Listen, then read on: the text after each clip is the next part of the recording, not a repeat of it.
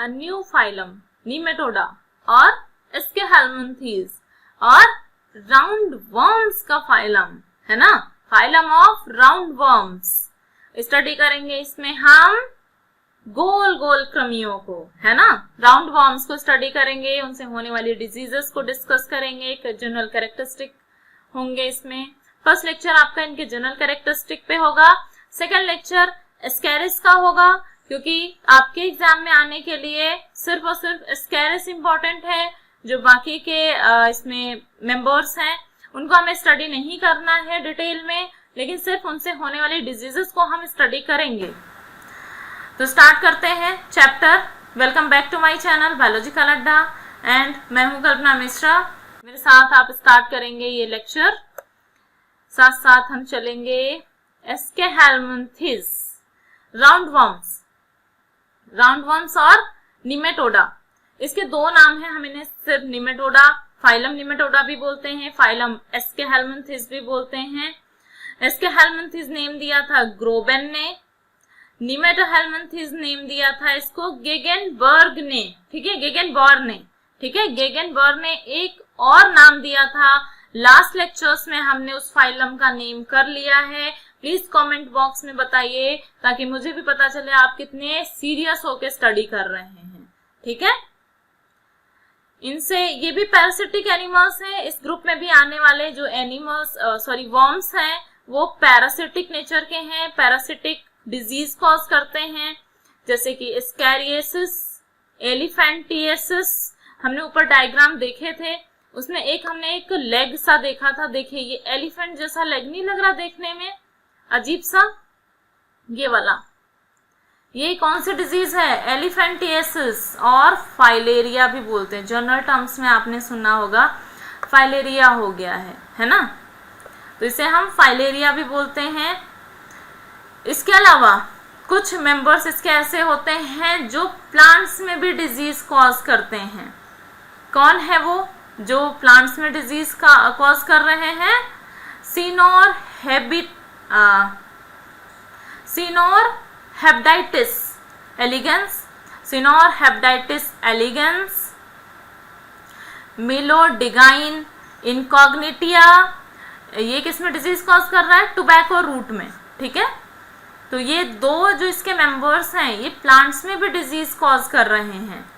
General features देख लेते हैं इसके, बहुत डिटेल में डिस्कस करने की जरूरत नहीं, क्योंकि हमने जितने लेक्चर्स किए हैं सब में हमने ये चीजें डिस्कस की हैं। क्या होता है डिप्लोब्लास्टिक, क्या होता है ट्रिप्लोब्लास्टिक एनिमल क्या होते हैं?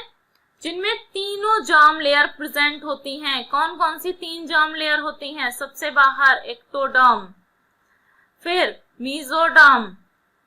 मीजोडर्म के बाद में एंडोडर्म, यानी कि तीनों ही जर्म लेयर जिसमें प्रेजेंट हैं वो होता है ट्रिप्लोब्लास्टिक एनिमल। इससे पहले प्लेटीहेलमिंथेस भी ट्रिप्लोब्लास्टिक था, एस्के हेलमिंथेस भी ट्रिप्लोब्लास्टिक है। Important point, very very important, tube with in tube. पहली बार ट्यूब विद इन ट्यूब वाला एनिमल मिला है हमें। क्या होता है tube with in tube?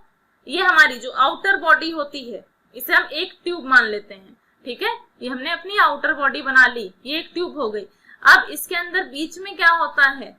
Intestine होती है, गट होती है, इस तरह से होती, घूमी हुई जैसी भी होती है, लेकिन अंदर एक ट्यूब तो है। एक मोटी ट्यूब के अंदर एक पतली सी ट्यूब पड़ी हुई है, ठीक है। ये एक मोटी ट्यूब हो गई, ये पतली ट्यूब हो गई।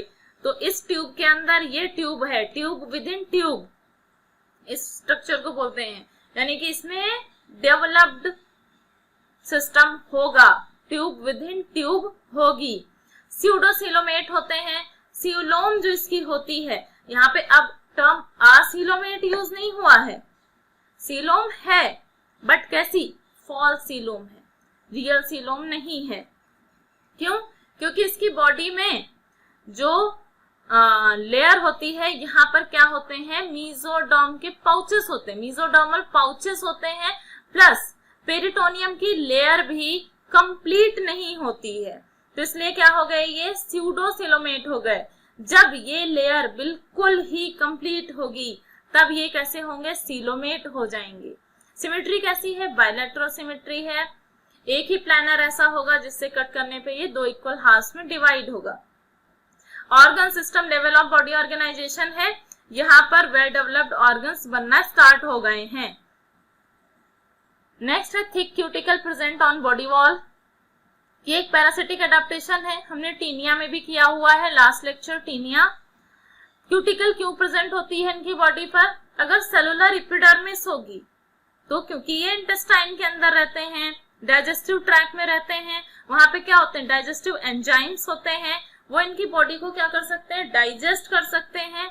डाइजेस्ट होने के बाद में ये क्या ही किस काम के रहेंगे, डाइजेस्ट ही हो जाएंगे, हम ही न्यूट्रिशन दे देंगे ये, है ना।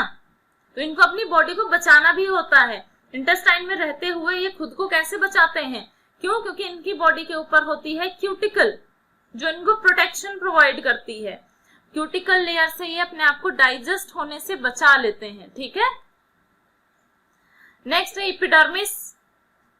एपिडर्मिस कैसी होती है? सिंसियल होती है या सिनोसिटिक होती है, यानी कि मल्टी न्यूक्लिएटेड होती है। अगर इसकी बॉडी का स्ट्रक्चर बनाएंगे तो कुछ इस टाइप से होगा। ये हो गई बाहर की लेयर, ये हम इसका क्या बना रहे हैं, हॉरिजॉन्टल सेक्शन, ठीक है। ये क्यूटिकल हो गई, सबसे बाहर क्या होती है, इसमें क्यूटिकल होती है। उसके बाद अंदर की तरफ जो ये लेयर होगी, सॉरी, ठीक है, ये लेयर जो होगी इसमें बहुत सारे न्यूक्लियस होंगे, मल्टी न्यूक्लिएटेड होगी और सिनोसिटिक होगी और सिंसियल एपिडर्मिस होगी, ठीक है। ये है एपिडर्मिस, फिर मेसोडर्म आएगा और देन एंडोडर्म आ जाएगा, ठीक है, clear. Only longitudinal muscle layer present होती है, but circular muscle layer absent होती हैं। ये भी वेरी वेरी इंपॉर्टेंट क्वेश्चन, ये इससे क्वेश्चंस बनते हैं कि इसमें सिर्फ और सिर्फ लॉन्गिट्यूडिनल मसल लेयर होती है, ठीक है, एलएमएल होती है, बट सीएमएल एब्सेंट होती है, सर्कुलर मसल लेयर एब्सेंट होती हैं। हेड का डिस्टिंक्शन नहीं होता है, बट हेड जो होता है वो फॉर्म तो सिविलाइजेशन तो स्टार्ट हो गया था, यहाँ पर होगा, लेकिन जो डिस्टिंक्ट नेचर होता है, मतलब अलग से ही दिख जाए ये हेड है, ऐसा नहीं होगा। No distinct head but mouth होता है and guarded by triradiate lips. कितने लिप्स होते हैं इसमें? 3 ट्राई रेडिएट लिप्स होते हैं इस तरह से। ये 1 लिप,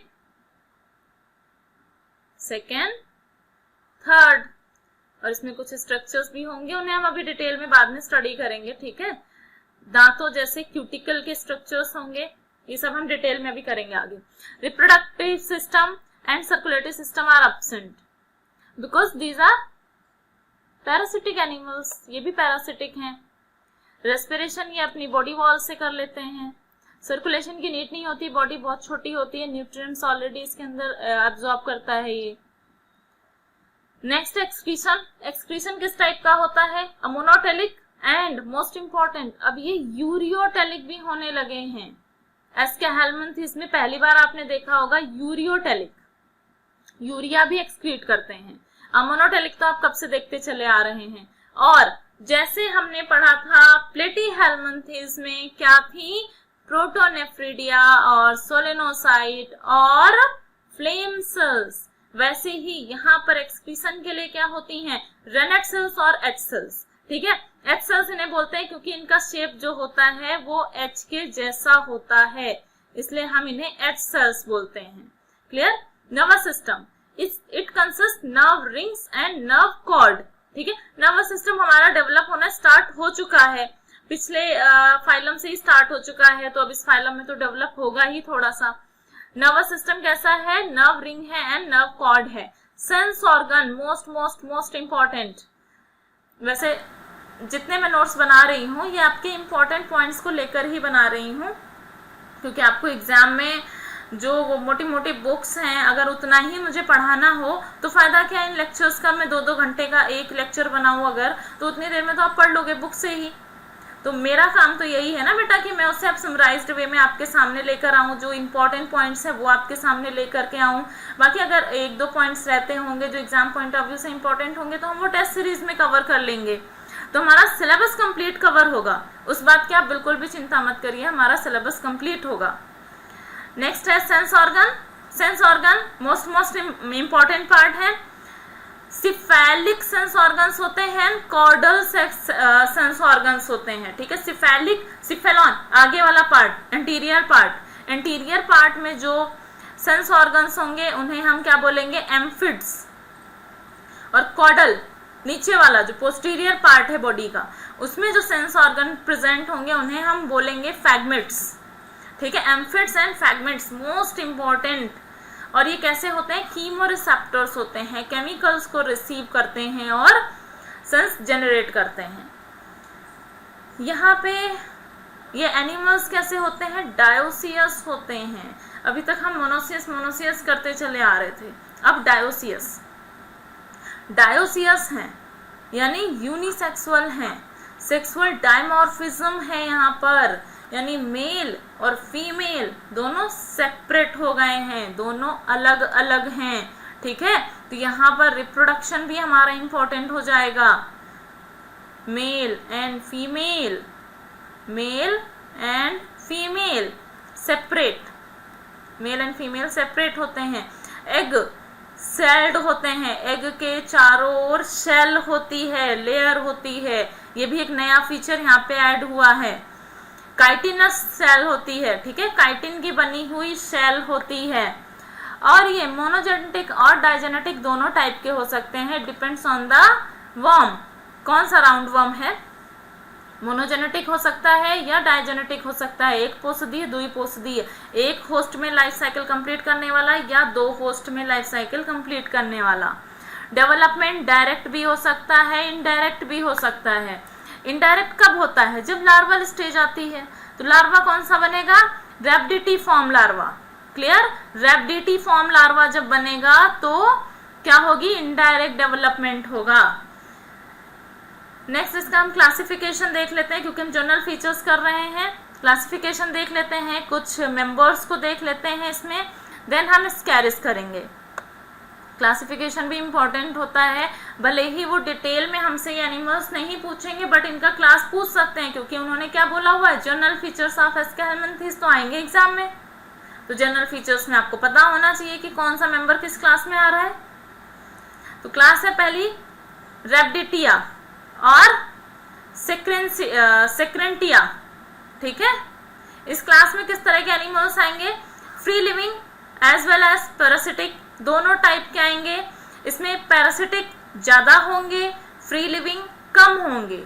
और इसमें सेंस ऑर्गन कौन कौन से होंगे, सेंस ऑर्गन इंपॉर्टेंट है, क्योंकि ये क्लासिफिकेशन हम किसके बेसिस पे कर रहे हैं, सेंस ऑर्गन के बेसिस पे कर रहे हैं। तो सेंस ऑर्गन इसमें एम्फिड्स के साथ साथ फैगमेट्स भी होंगे, दोनों ही होंगे, यानी caudal sense organs as well as cephalic sense organs, ठीक है। Cephalic and caudal sense organs दोनों ही इसमें प्रेजेंट होंगे, एम्फिड्स एंड फैगमेट्स दोनों ही प्रेजेंट होंगे। नेक्स्ट इसमें मेंबर्स कौन कौन से आएंगे, एस्कैरिस आएगा, ये एस्कैरिस के पॉइंट है, ये तो अभी के अभी लर्न कर लीजिए यहीं पे कि इसमें दोनों सेंस ऑर्गन हैं, पैरासिटिक है, रैबिडिटिया में आता है ये क्लास, ठीक है। नेक्स्ट क्लास है एनोप्लिया और एडिनोफोरा। एनोप्लिया और एडिनोफोरा क्लास, इसके अंदर जो मेंबर्स आते हैं वो मोस्टली फ्री लिविंग होते हैं, बट सम आर पैरासिटिक, ठीक है। मोस्टली फ्री लिविंग होते हैं और सम पैरासिटिक होते हैं। सेंस ऑर्गन इनमें सिर्फ और सिर्फ एम्फिड्स हैं, एम्फिड्स यानी कि सिफेलिक सेंस ऑर्गन्स हैं इसमें, ठीक है। कॉर्डल सेंस ऑर्गन्स एब्सेंट हैं। कौन कौन से मेंबर हैं इसके, ट्राइक्यूरिस, ट्राइसिनेला, ठीक है, ट्राइसिनेला एंड ट्राइच्यूरिस। रैबिडिटिया में कौन कौन से मेंबर थे, एस्कैरिस, वुचेरिया एंड एनसाइक्लोस्टोमा, तीनों ही पैरासिटिक हैं, एस्कैरिस भी, वुचेरिया भी, एनसाइक्लोस्टोमा भी, ठीक है। इन तीनों के डायग्राम ऊपर थे। तो मिलते हैं अब एस्कैरिस के साथ में। अगर आपको ये सीरीज अच्छी लग रही है, आपके लिए हेल्पफुल है, इंफॉर्मेटिव है, then subscribe my channel, hit the bell icon for the updates and like, share and comment. Thank you very much.